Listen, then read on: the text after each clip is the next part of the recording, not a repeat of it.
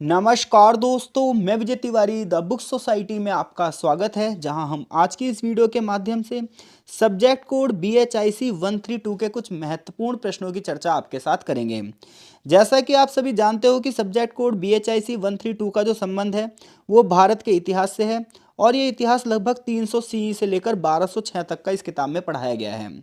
आज इस वीडियो का जो हमारा पहला प्रश्न है वो प्रश्न ये है कि हर्ष के सैन्य अभियानों के आधार पर उसके साम्राज्य की सीमा और विस्तार क्षेत्र पर प्रकाश डालिए।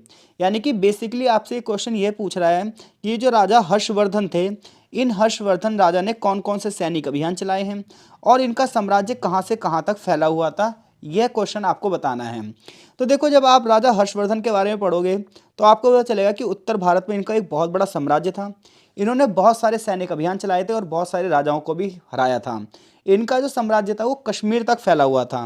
तो जो राजा हर्षवर्धन थे, ये 606 से लेकर 647 ईस्वी तक इन्होंने भारत पर शासन किया था।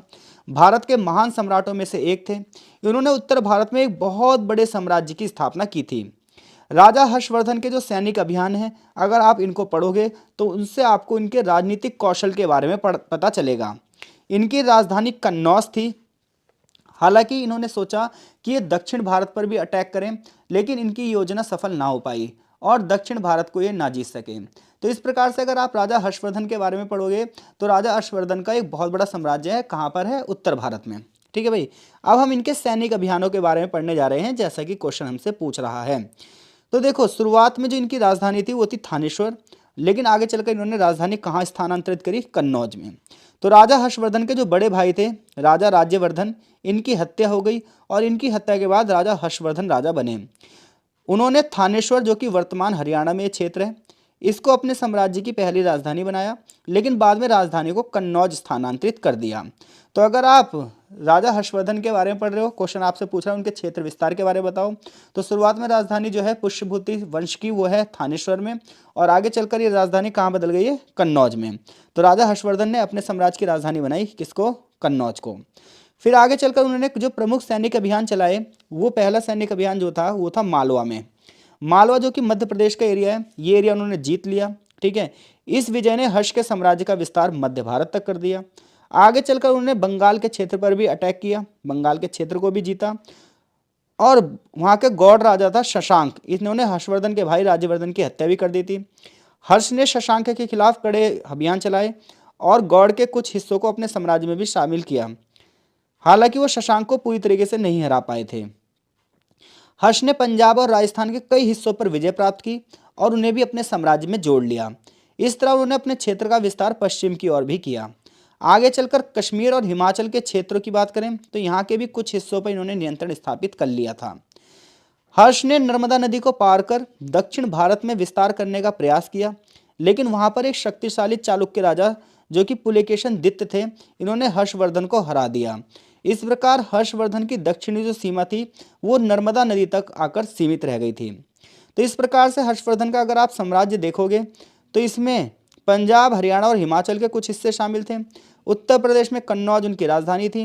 राजस्थान और मध्य प्रदेश के बड़े हिस्से इनके साम्राज्य के अंतर्गत आते थे और बिहार और बंगाल का पूर्वी क्षेत्र इनके अंडर में आता था। सीमाओं की बात करोगे तो उत्तर में हिमालय की तलहटी, दक्षिण में नर्मदा नदी, पूर्व में बंगाल और पश्चिम में राजस्थान के हिस्से, ये इनके साम्राज्य की सीमा को बताते हैं। सैनिक अभियानों की बात करें तो इनका प्रभाव क्या पड़ा? इनका प्रभाव ये पड़ा कि हर्षवर्धन ने उत्तर भारत के अधिकांश राज्यों को एकजुट किया और एक बड़े साम्राज्य की स्थापना करी, केंद्रीय सत्ता की स्थापना करी। राजा हर्षवर्धन ने बौद्ध धर्म और सांस्कृतिक गतिविधियों को भी बढ़ावा दिया। प्रसिद्ध चीनी यात्री ह्वेनसांग इन्हीं के शासनकाल में भारत में आया था। नर्मदा के दक्षिण में हार तो भले गए थे, लेकिन उत्तर भारत में उनकी स्थिति प्रभावशाली रही। इस प्रकार से निष्कर्ष ये निकलता है कि राजा हर्षवर्धन के जो सैनिक अभियान हैं, इन सैनिक अभियानों ने उनके साम्राज्य को राजनीतिक और भौगोलिक दृष्टि से उत्तर भारत में एकजुट किया।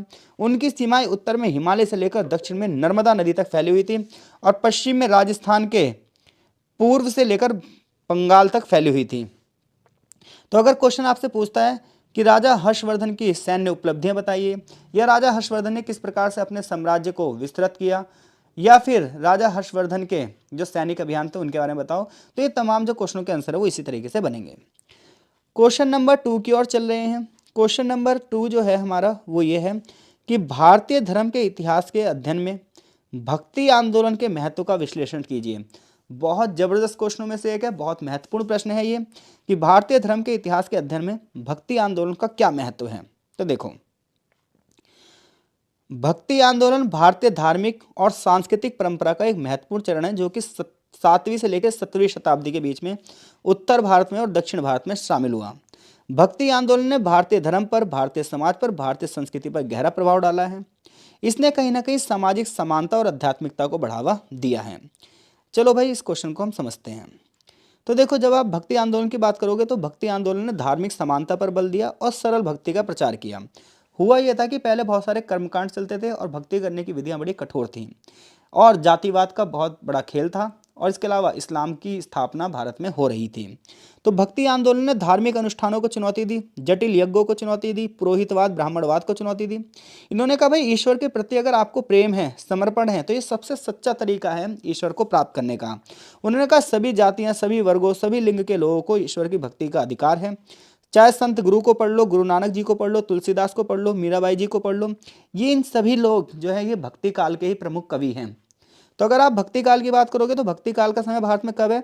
7वीं से 17वीं शताब्दी। कुछ किताबें 8वीं से 18वीं शताब्दी भी लिखती हैं। ये उत्तर भारत और दक्षिण भारत दोनों में है।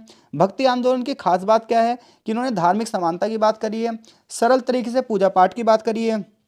जो यज्ञ हवन करने में बहुत ज़्यादा पेचीदगियाँ थीं, बहुत ज़्यादा जटिलताएँ थीं, इसको इन्होंने नकारा है। जातिवाद के भेदभाव की बात खत्म करने की बात की है, ब्राह्मणवाद का विरोध किया है, पुरोहितवाद का विरोध किया है।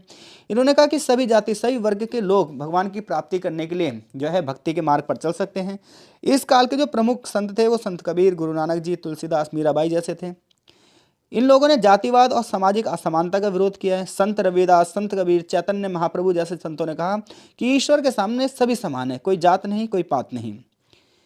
हिंदू और इस्लामी परंपराओं का तालमेल बैठा था यहाँ पर। भक्ति आंदोलन ने हिंदू और इस्लामी परंपराओं के बीच का संवाद बढ़ाया। सूफी संतों ने धार्मिक कट्टरता का विरोध किया। भगवत गीता के भगवत जो भक्ति योग थे वो इस समय बहुत ज़्यादा प्रसिद्ध हुए। भक्ति आंदोलन के दौरान भारतीय भाषा और भारतीय साहित्य भी समृद्ध हुआ।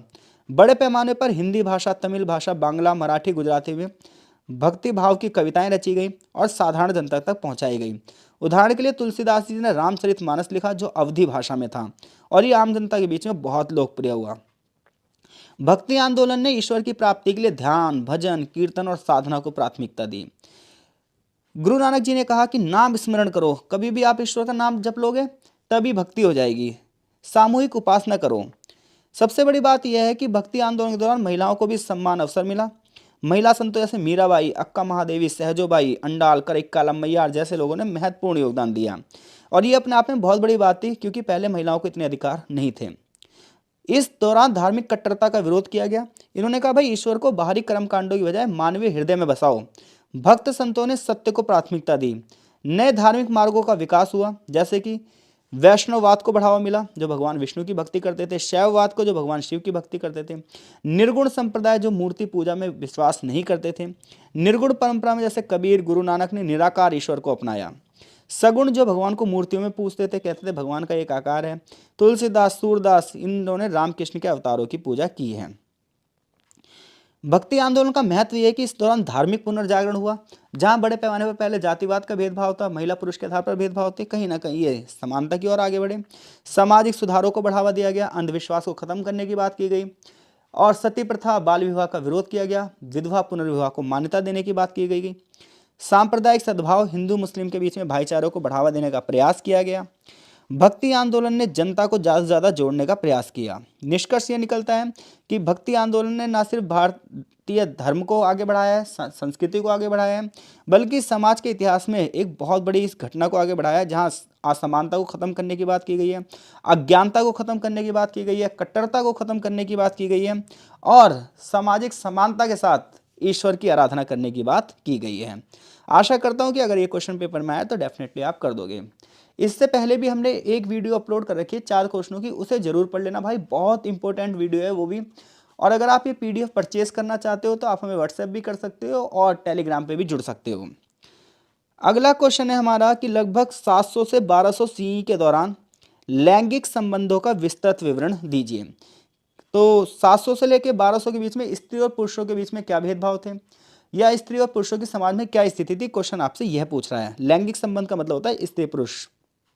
तो देखो, सन 700 से 1200 तक का जब भारतीय इतिहास पढ़ोगे तो इस दौरान भारत के धार्मिक क्षेत्र में भी परिवर्तन हो रहे हैं, सांस्कृतिक क्षेत्र में भी परिवर्तन हो रहे हैं और सामाजिक क्षेत्र में भी परिवर्तन हो रहे हैं। जहां एक और भारतीय समाज में सामंती व्यवस्था खत्म हो रही है, धर्म में सुधार हो रहे हैं, कल्चर में चेंज हो रहे हैं, तो ऐसे में इन सब का प्रभाव लैंगिक संबंधों पर भी पड़ रहा है। आइए समझते हैं कि समाज में महिलाओं की स्थिति क्या थी सन 700 से लेकर 1200 के बीच में। तो देखो भाई, जो हमारा समाज था वो पितृसत्तात्मक समाज था। पितृसत्तात्मक समाज का मतलब यह है कि पुरुषों को ज़्यादा अधिकार होंगे और महिलाओं को कम अधिकार होंगे। पिता के बाद सारी संपत्ति का जो मालिक है वो पुरुष होगा।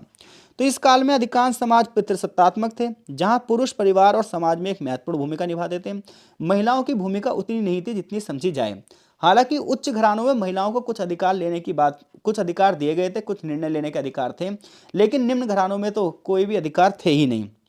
महिलाओं की मुख्य भूमिका ये थी कि वो घरेलू कार्य करें, बच्चों का पालन पोषण करें, परिवार की देखभाल करें। विवाह और परिवार में महिलाओं की भूमिका धार्मिक थी। महिलाओं को सामाजिक रूप से धर्मपत्नी समझा जाता था या गृह लक्ष्मी के रूप में समझा जाता था। धार्मिक ग्रंथों में महिलाओं को पुरुषों के प्रति समर्पण दिखाया गया था कि भाई महिलाएं जो हैं वो पुरुषों की आज्ञा को फॉलो करेंगी। उच्च वर्ग की महिलाओं को शिक्षा के अधिकार थे, लेकिन निम्न वर्ग की महिलाओं को शिक्षा प्राप्त करने का अवसर नहीं था। उच्च वर्ग की महिलाओं ने धर्मशास्त्रों का भी अध्ययन किया, वैदिक साहित्यों का भी अध्ययन किया, संगीत का भी अध्ययन किया, लेकिन समाज के बड़े हिस्से में महिलाएं जो थीं वो शिक्षा और स्वतंत्रता से वंचित थीं। वैवाहिक जीवन की बात करोगे तो विवाह का सामाजिक कर्तव्य माना जाएगा, बाल विवाह शुरू हो जाएगा, सती प्रथा रहेगी जिसमें विधवाओं को अपने पति के साथ ही चिता में जला दिया जाएगा, और विधवा जिन्हें नहीं जलाया जाएगा उनकी स्थिति तो बड़ी बद से बदतर होगी, उन्हें जीवन भर कठोर नियमों का पालन करना पड़ेगा। कविताओं में और साहित्य में महिलाओं का चित्रण किस प्रकार से किया जाता था, तो इस अवधि में जितना भी साहित्य लिखा गया उसमें महिलाओं को सुंदरता, प्रेम और भक्ति के संदर्भ में ही जोड़ा गया।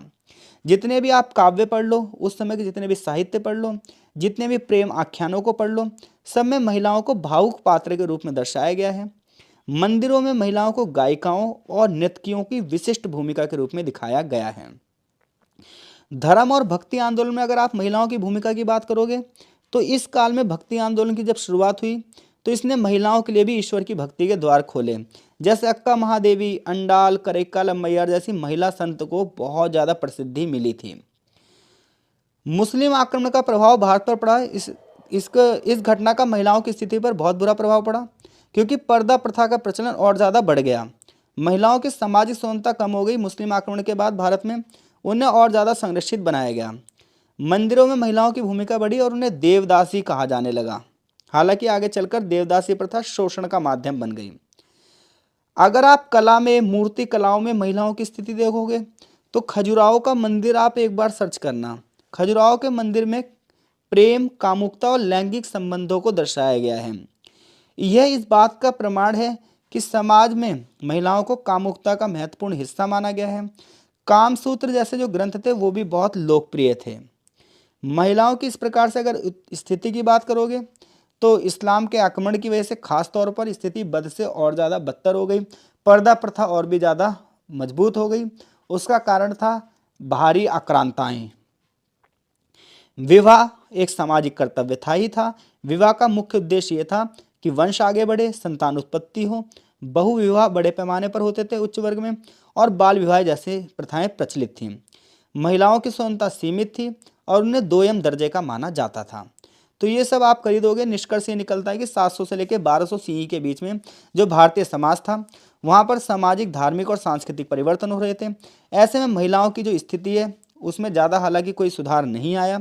हालांकि भक्ति के मार्ग में महिलाओं की स्थिति थोड़ी सी अच्छी हुई। अगला क्वेश्चन है हमारा कि गुप्त काल के दौरान संस्कृत साहित्य के विकास पर चर्चा कीजिए। बहुत इंपॉर्टेंट क्वेश्चनों में से एक क्वेश्चन है ये कि गुप्त काल के दौरान संस्कृत साहित्य के विकास पर चर्चा करो। तो देखो, गुप्त काल जो था वो 4वीं से लेकर 6वीं सदी के बीच में था। इसे भारतीय इतिहास का स्वर्ण युग कहा जाता है। अब आपको बताऊं मैं क्यों कहा जाता है स्वर्ण युग। तो देखो, सबसे अच्छा टाइम पीरियड भारतीय इतिहास का गुप्त काल है, क्योंकि इस दौरान कला के क्षेत्र में विकास हुआ, साहित्य के क्षेत्र में विकास हुआ, विज्ञान के क्षेत्र में विकास हुआ, धर्म के क्षेत्र में विकास हुआ, और ये सब पॉजिटिव ग्रोथ हुआ है, सकारात्मक रूप से चीजें आगे बढ़ी हैं। और संस्कृत साहित्य तो इस काल में सबसे आगे बढ़ गया, ये राजभाषा बन गई। और क्वेश्चन हमसे यही पूछ रहा है कि भाई गुप्त काल के दौरान संस्कृत साहित्य का विकास कैसे हुआ। तो भाई किसी भी साहित्य का विकास तो जब ही होगा ना, जब बड़े पैमाने पर उसके लेखक मौजूद होंगे और राजा उन लेखकों को संरक्षण देगा, विद्वानों को संरक्षण देगा। और गुप्त काल में यही हुआ। गुप्त काल में बड़े बड़े महाकाव्य लिखे गए, काव्य साहित्य का विकास हुआ। कालिदास जो बहुत महान विद्वानों में से एक थे, इन्होंने रघुवंशम यानी कि रघुवंश के राजाओं की गाथा लिखी, कुमार संभव लिखा जो कि शिव और पार्वती के विवाह पर आधारित था। इनके कृतियों में प्रकृति चित्र दिखाए गए हैं, मानवीय भावनाओं को दिखाई गया है। गुप्त काल में नाटक साहित्य की उन्नति बहुत ज्यादा हुई। अभिज्ञान, शकुंतलम जैसे नाटक लिखे गए जो कि शकुंतला और राजा दुष्यंत की प्रेम कहानी थी। माल विकाग्ना मित्रम और विक्रमो विषयम, भास, ऐसे कई सारे नाटक लिखे गए। इस काल में 18 पुराणों को अंतिम रूप दिया गया। विष्णु पुराण, भागवत पुराण, मत्स्य पुराण, धार्मिक सामाजिक सांस्कृतिक नियमों का जिसमें वर्णन है, इसी काल में अंतिम रूप दिया गया। वात्स्यायन ने कामसूत्र लिखा जो कि सामाजिक और लौकिक जीवन का परिचायक है। दर्शन और विज्ञान के क्षेत्र में भी बहुत सारी चीजें लिखी गई, जैसे आर्यभट्ट के बारे में आपने सुना होगा, वराह मिहिर के बारे में सुना होगा। इन लोगों ने सब गुप्त काल के दौरान ही साहित्य में योगदान दिया है। तो इस प्रकार से गुप्त काल में संस्कृत साहित्य ने भारतीय समाज में सांस्कृतिक, धार्मिक और बौद्धिक विचारों को बढ़ाया है। यह युग भारतीय शास्त्रीय परंपरा का विकास का आधार बना है और भविष्य के साहित्य और सांस्कृतिक आंदोलनों को इसने प्रभावित भी किया है। डिस्कस कर चुके हैं। आज जो हमारा 5वां क्वेश्चन है वो है टिप्पणी करने के ऊपर। तो देखो, जो टिप्पणी करने के क्वेश्चन आते हैं वो 10 नंबर के होते हैं और एक क्वेश्चन का जो आंसर है वो आपको 200 शब्दों में लिखना होता है। तो यहाँ पर जो हमारे टॉपिक है वो है पल्लव वास्तुकला, अजंता के भित्ति चित्र, तराइन के युद्ध और पांडेय राजवंश। तो सबसे पहले चलो हम समझते हैं कि पल्लव वास्तुकला। तो देखो, वास्तुकला का मतलब क्या होता है, पहले तो आपको ये पता होना चाहिए। तो वास्तुकला का मतलब ये होता है कि किसी क्षेत्र की बसावट किस प्रकार की है, वहाँ के मंदिरों का निर्माण किस प्रकार से किया गया है, यानी कि धार्मिक स्थलों का निर्माण किस प्रकार से किया गया है, घरों का निर्माण किस प्रकार से किया गया है, यानी कि जो पब्लिक सेक्टर का स्ट्रक्चर है वो किस तरीके से बनाया गया है। तो आप कहीं की भी वास्तुकला के बारे में आप लिख रहे हो तो आपको यही बताना है कि वहाँ पर धार्मिक स्थलों को किस प्रकार से बनाया गया है, वो किस शैली के हैं, घरों का निर्माण किस प्रकार से किया गया है, सड़कों का निर्माण किस प्रकार से किया गया है। ये सारी चीज़ें वास्तुकला में आती हैं। अब आपसे किसकी वास्तुकला के बारे में पूछ रहा है, वो पल्लव वास्तुकला के बारे में। तो जो पल्लव राजा थे ये दक्षिण भारत से इनका संबंध था। तो जब आप पल्लव राजवंश की वास्तुकला के बारे में लिखते हैं तो आपके माइंड में दक्षिण भारतीय क्षेत्र आना चाहिए। तो पल्लव राजवंश 4th सेंचुरी से लेकर 9th सेंचुरी के बीच में दक्षिण भारत पर शासन करते हैं, मतलब पूरे दक्षिण भारत पर नहीं, उसके कुछ क्षेत्रों पर शासन करते हैं और वहाँ पर वो बड़े बड़े मंदिरों का निर्माण करवाते हैं। इन लोगों ने यानी कि पल्लव राजाओं ने शैववाद को भी बढ़ावा दिया था, वैष्णव परंपरा का भी सम्मान किया था और जैन परंपराओं का भी सम्मान किया था और इससे रिलेटेड बहुत सारे स्ट्रक्चर को बनवाया था। पल्लव वास्तुकला की मुख्य विशेषता यह है कि चट्टानों को काटकर मंदिरों का निर्माण किया गया था। जैसे कि यहाँ पर उदाहरण है, अगर आप महाबलीपुरम का पंचरथ मंदिर देखोगे तो यह वहाँ की वास्तुकला की बारीकियों को आपको दिखाएगा और वहाँ के धार्मिक जीवन के बारे में बताएगा। ये वहाँ का रथ मंदिर है। ऐसी पल्लव वास्तुकला में गुफा मंदिर बड़े फेमस थे। इन्होंने क्या करा, चट्टानों को काटकर गुफाओं का निर्माण किया और वहाँ पर मंदिरों का निर्माण किया, जैसे कि कांचीपुरम का गुफा मंदिर। मंदिरों के ऊपर बड़े बड़े शिखर बनाए गए, प्रवेश द्वार यानी कि गोपुरम भी बनवाए गए। इतना ही नहीं, विष्णु और शिव जी की जो पूजा के लिए अलग अलग प्रकार की मूर्तियों का निर्माण किया गया। तो इस प्रकार से पल्लव वास्तुकला ने चोल कलाओं पर, चालुक्य राजाओं की कला पर और द्रविड़ शैली पर बहुत गहरा प्रभाव डाला है। तो कुल मिलाकर आपको बस ये बताना है कि पल्लव वास्तुकला का संबंध दक्षिण भारत से है। ठीक है। दूसरी बात यह है कि पल्लवों ने 4th से लेकर 9th सेंचुरी के बीच में शासन किया था। इनकी वास्तुकला में सबसे खास बात यह है कि इन्होंने पहाड़ों की चट्टानों को काटकर मंदिरों का निर्माण करवाया है। एग्जाम्पल है रथ मंदिर, गुफा मंदिर, शिखर और गोपुरमों का जो निर्माण करवाया है। वैष्णववाद, शैववाद और जैन परंपरा को इन्होंने समर्थन दिया है। अगला टॉपिक है हमारा अजंता के भित्ति चित्र। तो अजंता की गुफाएं अगर आप देखने जाओगे तो महाराष्ट्र में मिलेंगी आपको। इंडियन आर्ट एंड कल्चर का एक जबरदस्त नमूना है ये। 2nd सेंचुरी BCE से लेकर 5th से 6th सेंचुरी तक के बीच में बनी है। बौद्ध धर्म के महायान और हीनयान की परंपराओं से ये प्रेरित हैं। इन गुफाओं में भित्ति चित्र बने हुए हैं। विशेषताएं इनकी यह है कि ये बौद्ध धर्म ग्रंथ से जुड़ी हुई हैं और उनकी कहानियों पर आधारित हैं। बुद्ध के पिछले जन्मों और उनके जीवन से जुड़ी हुई सारी घटनाओं को दर्शाती हैं। उदाहरण के लिए वैसंतरा जातक जो था उसकी कथाओं को भी यहाँ दर्शाया गया है। भित्ति चित्र में रंगों का प्रयोग प्रकाश और परछाई का बेहतरीन प्रयोग है, जिससे हमें चित्रों की गहराई के बारे में पता चलता है। ऐसा लगता है कि ये मूर्तियां कुछ बोल रही हैं। ह्यूमन फीलिंग्स के बारे में शो किया गया है इसमें। प्राकृतिक रंगों का प्रयोग किया गया, सिंथेटिक रंगों का प्रयोग यहाँ पर नहीं किया गया है। महत्व यह है अजंता की भित्ति चित्रों का कि ये धार्मिक, सामाजिक और सांस्कृतिक जीवन के बारे में हमें बताती हैं और भारतीय आर्ट एंड कल्चर का एक जबरदस्त उदाहरण है। अगला था हमारा टॉपिक कि तराइन के युद्धों पर टिप्पणी करो। तो देखो, हमारे इतिहास में तराइन के 2 युद्ध हुए हैं। एक युद्ध हुआ है 1191 का और दूसरा युद्ध था 1192 का। और ये दोनों युद्ध भारत के इतिहास में एक महत्वपूर्ण स्थान रखते हैं। यह युद्ध भारतीय राजा पृथ्वीराज चौहान और मुस्लिम आक्रमणकारी मोहम्मद गौरी के बीच में युद्ध हुए थे। पहले युद्ध में पृथ्वीराज चौहान ने भूत बना दिया था मोहम्मद गौरी का 1191 में, लेकिन गलती ये हुई थी पृथ्वीराज चौहान से कि उन्होंने इसी युद्ध में इसको नहीं मारा था। अगर ये यहीं पर इसे ख़त्म कर देते तो शायद चीज़ें कुछ और होती। तो ये भाग गया था, उस समय भगोड़ा था। फिर वापस ये आया और बहुत ताकत इकट्ठी करी, इसने बहुत सेना इकट्ठी करी और दूसरा तराइन का युद्ध हुआ और वहाँ छल से पृथ्वीराज चौहान की इसने जान ले ली। और इस तरीके से ये युद्ध भारत में एक निर्णायक युद्ध सिद्ध हुआ और आक्रमणकारियों को भारत में एंट्री हो गई। तो पहला तराइन युद्ध की बात अगर हम करें तो वर्तमान में हरियाणा में हुआ, जहाँ पृथ्वीराज चौहान ने मोहम्मद गौरी को हराया। हिंदू राजाओं के सामूहिक प्रयास और पृथ्वीराज चौहान की सैनिक रणनीति के कारण गौरी को हार का सामना करना पड़ा। ये एक बहुत बड़ी जीत थी, जिसकी वजह से भारतीय राजाओं में आत्मविश्वास आया। 1192 में दूसरा तराइन का युद्ध हुआ, जिसमें मोहम्मद गौरी ने अपनी हार के बाद सेना को फिर से इकट्ठा किया। इस बार मोहम्मद गौरी ने एक नई रणनीति शुरू करी और भारतीय राजाओं की आपसी फूट का लाभ उठाया। कुल मिलाकर पृथ्वीराज चौहान इस युद्ध में हार गए और इसने भारतीय इतिहास पर गहरा प्रभाव डाला है। यहाँ से भारत में मुस्लिम साम्राज्य की नींव पड़ी है। दूसरे युद्ध के बाद उत्तर भारत में मुस्लिम शासन स्थापित हो गया है। हिंदू राजाओं की यहाँ पर पराजय हुई है। इस युद्ध ने दिल्ली सल्तनत की स्थापना का मार्ग प्रशस्त किया और उसके बाद लगातार जो है भारत में विदेशी लोगों का आना जारी रहा। अगला जो टॉपिक है हमारा वो है पांड्य राजवंश पर टिप्पणी कीजिए। तो देखो, पांड्य राजवंश भी जो है वो दक्षिण भारत से ही संबंधित है। दक्षिण भारत में चोल वंश, चेर वंश और पांड्य राजवंश जो थे ये बहुत ही प्रतिष्ठित राजवंशों में से एक थे। खासतौर पर तमिलनाडु के आसपास इनका क्षेत्र था और इनकी राजधानी थी मदुरई।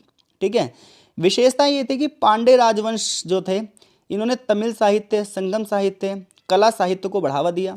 संगम काल के दौरान पांड्य शासकों ने तमिल भाषा को बढ़ावा दिया है।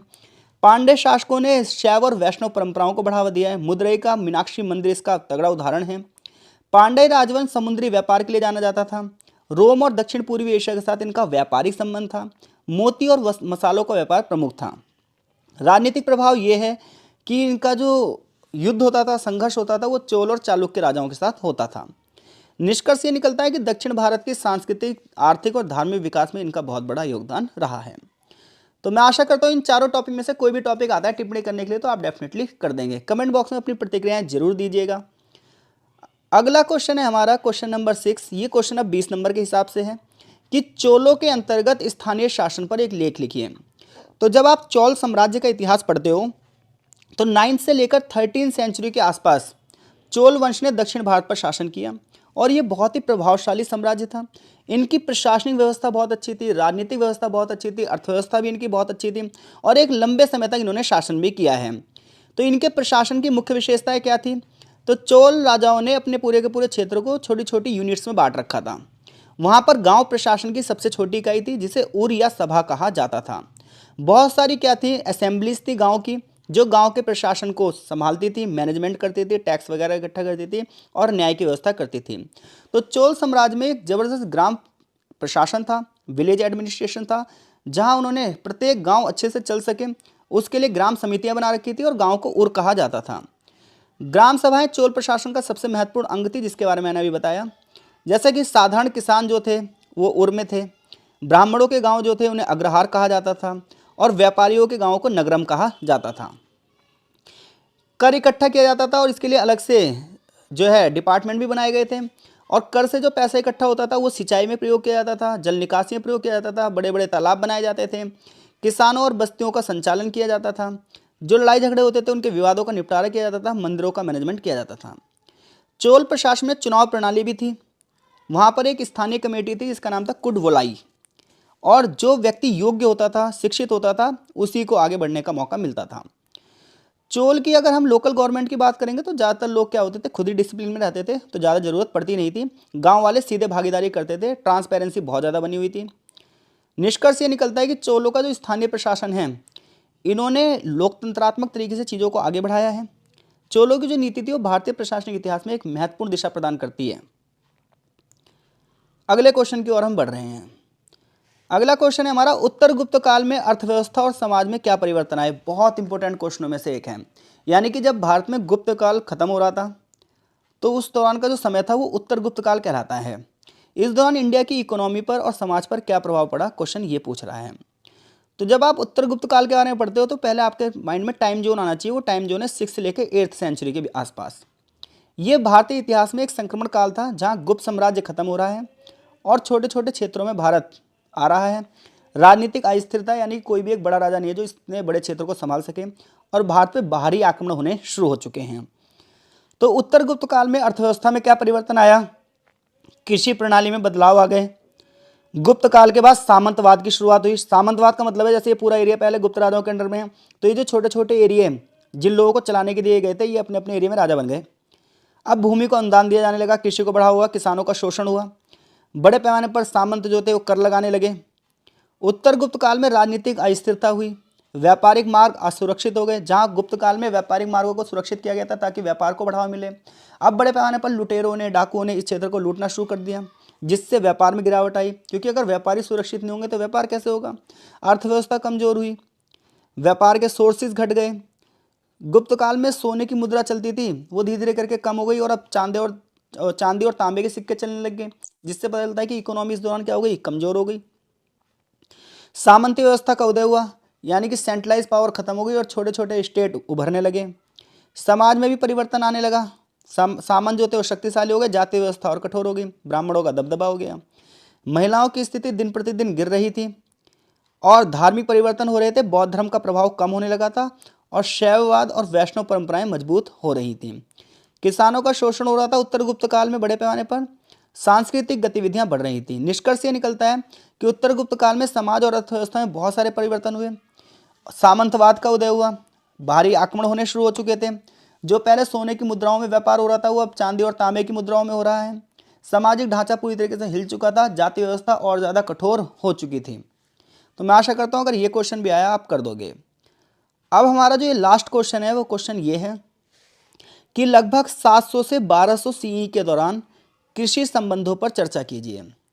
तो देखो भाई 8 क्वेश्चन यहाँ पर थे और 4 क्वेश्चन हमने पहले डिस्कस कर लिए थे। टोटल 12 क्वेश्चन है आपके पास, इसी में से पेपर आएगा। अगर आपको पीडीएफ चाहिए तो आप हमारे टेलीग्राम ग्रुप में जुड़ सकते हैं या हमें व्हाट्सएप भी कर सकते हैं। क्वेश्चन ये पूछ रहा है कि 700 से लेकर 1200 ईस्वी के बीच में कृषि संबंध कैसे थे भारत में। तो देखो 700 से लेकर 1200 ईस्वी के बीच में भारतीय इतिहास में हर चीज़ में परिवर्तन हो रहा था, तो कृषि संबंधों में भी परिवर्तन हुआ। यही वो समय था जब भारत में सामंती व्यवस्था शुरू हो रही थी और अर्थव्यवस्था पूरी तरीके से बदल गई थी। भूमि बड़े पैमाने पर दान दी जा रही थी। राजाओं द्वारा ब्राह्मणों को मंदिर निर्माण के लिए, सैनिकों को बड़े पैमाने पर भूमि अनुदान दी जा रहा था। क्यों? क्योंकि सैलरी के बदले भूमि दी जा रही थी। सामंती व्यवस्था मजबूत हो गई। सामंती व्यवस्था का मतलब है जैसे पूरा एरिया है, यहाँ पर राजा है, वो क्या करेगा, इस छोटे छोटे एरिया में एरिया को बांट देगा ताकि ये लोग यहाँ पर कंट्रोल करें। जो व्यक्ति कंट्रोल कर रहा है वो सामंत है। हालांकि हमारे यहाँ इसे जमींदारी व्यवस्था कहा जाता है। तो 700 से लेकर 1200 के बीच में सामंती व्यवस्था का उदय हुआ। जहाँ पहले किसान राजा के प्रति उत्तरदायी था, अब वो इनके प्रति उत्तरदायी हो गया।